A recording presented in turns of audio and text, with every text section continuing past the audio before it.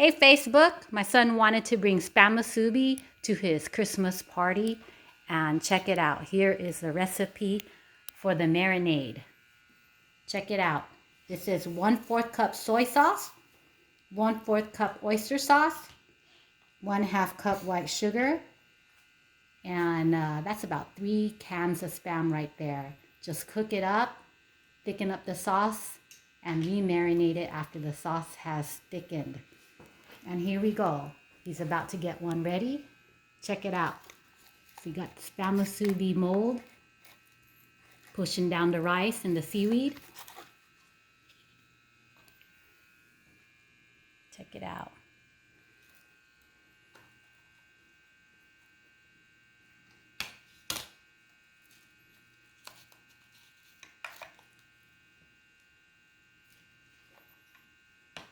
All right, let's check that out. There you go. Musubi.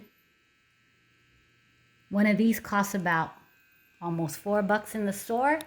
And here, if I'm going to your party or if he's going to your party, it's free. Say hi to the camera.